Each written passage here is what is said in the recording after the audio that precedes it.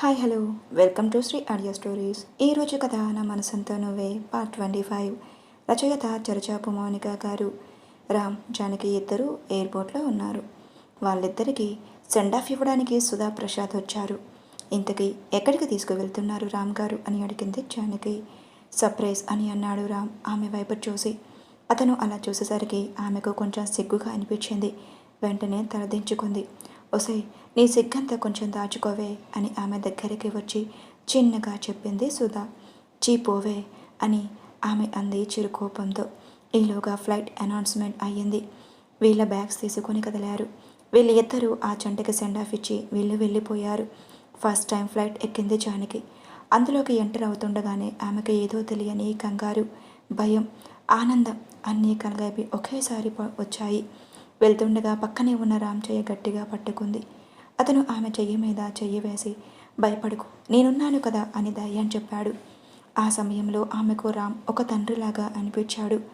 ఆమె వెన్నంటే ఉండి చెయ్యి పట్టుకుని నడిపిస్తుంటే ఎయిర్ హోస్టెస్ వాళ్ళ సీట్లు చూపించింది. ఇద్దరూ కూడా వెళ్ళి కూర్చున్నారు. జానకి ఆమెకు విండో సీట్ వచ్చేసరికి ఆనందపడిపోయింది. చూడండి రామ్ గారు, నాకు విండో సీట్ వచ్చింది. ఈ విండోలో నుంచి నేను అంతా చూడొచ్చు కదా, ఆకాశం ఇంకా మబ్బులు అని అంది ఆమె ఆనందపడిపోతూ. అలాగే చూద్దువు గాని, ముందు బెల్ట్ పెట్టుకో అన్నాడు రామ్. అయ్యో, నేను వేసుకుంది చూడీదార్, బెల్ట్ అలా పెట్టుకుంటాను. ఏం మాట్లాడుతున్నారు రామ్ గారు మీరు అని అంది ఆమె చిరుకోపంతో. ఇంకా అతను ఏమీ మాట్లాడకుండా ఆమె మీదకు వంగి పక్కన ఉన్న సీట్ బెల్ట్ తీసి రెండింటినీ ఫిక్స్ చేశాడు. అతను అలా సడన్గా ఆమె మీదకు వంగేసరికి ఆమె కొంచెం టెన్షన్ పడింది. అప్పుడు అలా బెల్ట్ తీసి పెడుతుంటే కొంచెం ఊపిరి పీల్చుకుంది. బెల్ట్ అంటే ఇది టేకాఫ్ అయ్యేటప్పుడు జాగ్రత్త కోసం ఇది పెట్టుకోవాలి. 1 స్టేట్ అయ్యాక దీన్ని రిమూవ్ చేయొచ్చు. తర్వాత ఫ్లైట్ ల్యాండ్ అయ్యేటప్పుడు దీన్ని మళ్ళీ పెట్టుకోవాల్సి ఉంటుంది. అర్థమైందా ఇప్పుడు అన్నాడు. హామ్ అని అంది జానకి. ఆమెకు ఫ్లైట్ అన్ని విషయాలు వివరిస్తూ చెప్తున్నాడు. అన్నీ కూడా ఆమె శ్రద్ధగా వింటుంది. హైదరాబాద్ నుంచి బయలుదేరిన కొన్ని గంటల వ్యవధిలో ఫ్లైట్ ల్యాండ్ అయ్యింది. అది న్యూఢిల్లీ విమానాశ్రమం. అపార్ట్మెంట్లోనే ఆమె ఫ్లాట్లోకి వెళ్ళింది శాన్వి.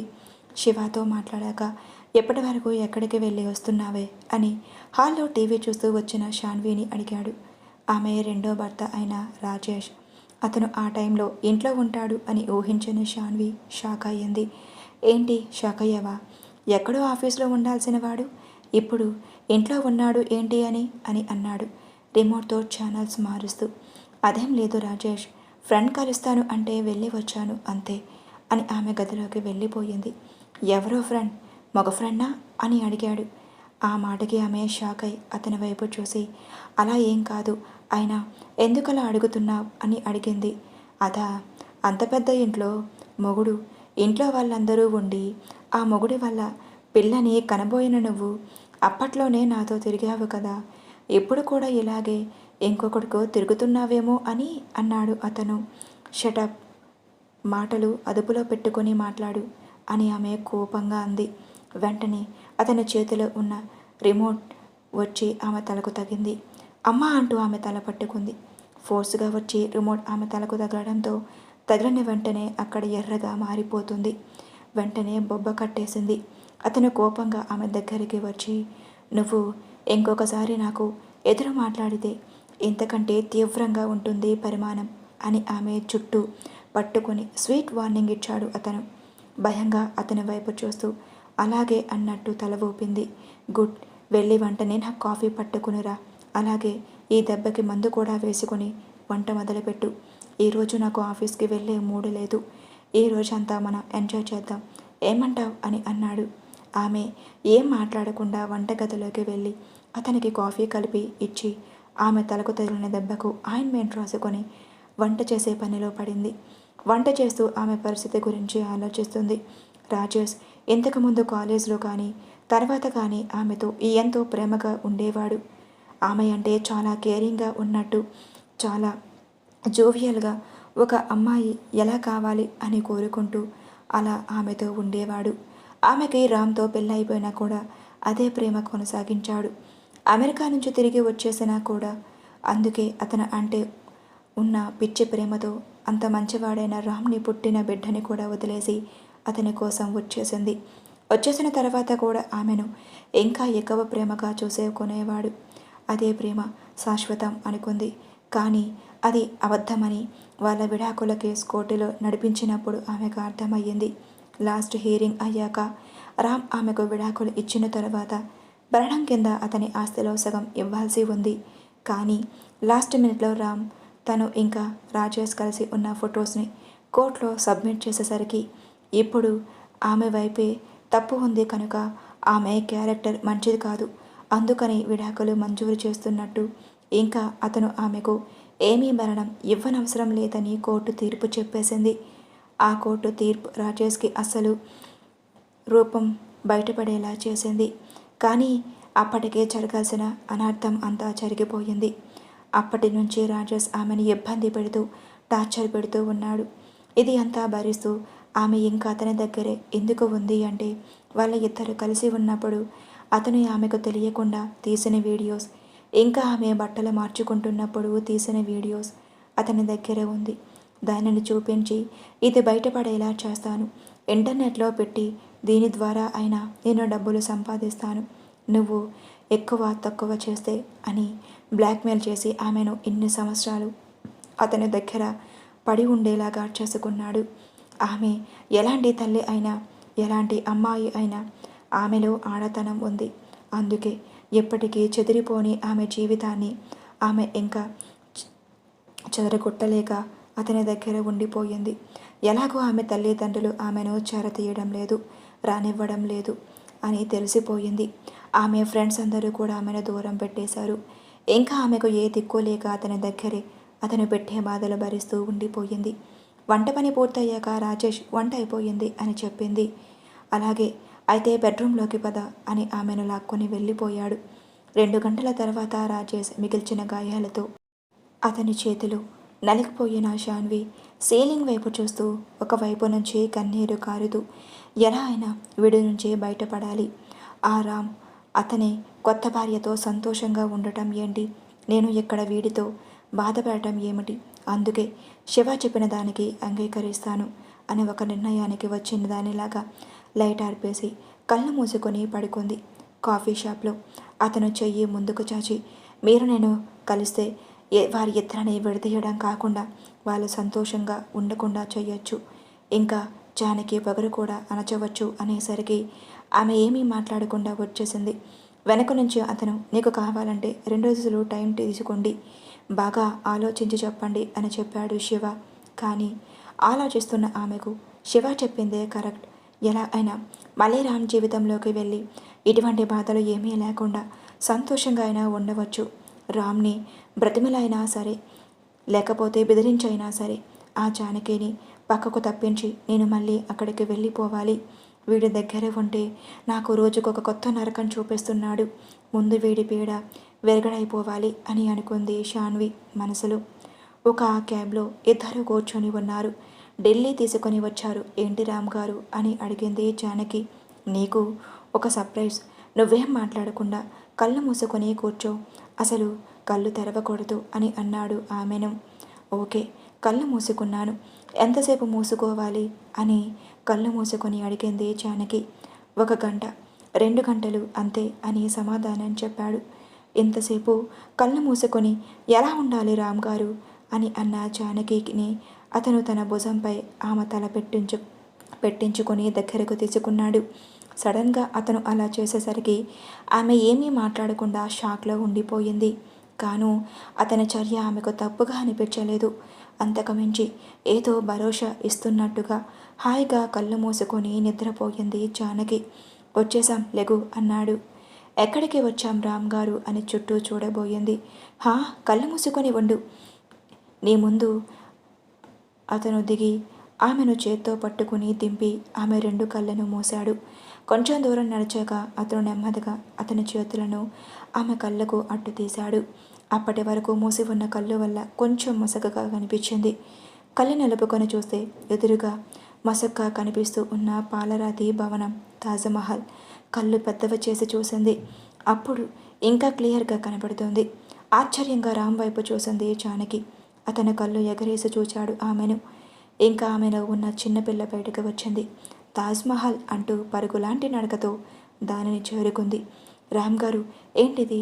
తాజ్మహల్ నా డ్రీమ్ తెలుసా ఇక్కడికి రావడం అని అంది ఆనందంగా. తెలుసు అన్నాడు రామ్ ఆశ్చర్యంగా. అతని వైపు చూసింది జానకి. ముందు లోపలికి పద అని ఆమెను లోపలికి తీసుకుని వెళ్ళాడు చెయ్యి పట్టుకొని. అక్కడంతా కూడా చిన్నపిల్లలాగా తిరిగేసింది. రామ్ చూపిస్తుంటే రకరకాల ఫోటోలు తీసుకుంటుంది. తిరిగి తిరిగి అలసిపోయి అక్కడ ఒక బెంచ్ మీద కూర్చుంది. ఆమె ఆనందాన్ని అంతా చూస్తున్న రామ్ వచ్చి ఆమె పక్కన కూర్చున్నాడు. నిజంగా ప్రేమ ఇంత గొప్పదా రామ్ గారు? తన భార్య కోసం తమ ప్రేమకు గుర్తుగా ఇంత అందమైన తాజ్మహల్ నిర్మించగలిగాడా అని అంది జానకి తన్మయంతో తాజ్మహల్ని చూస్తూ. రామ్ మాట్లాడట్లేదు. అవును, నేను తాజ్మహల్ని చూడడం నా కల అని నేను మీకు ఎప్పుడూ చెప్పలేదు, కానీ ఇందాక నాకు తెలుసు అన్నారు. ఎలా అని అడిగింది జానకి.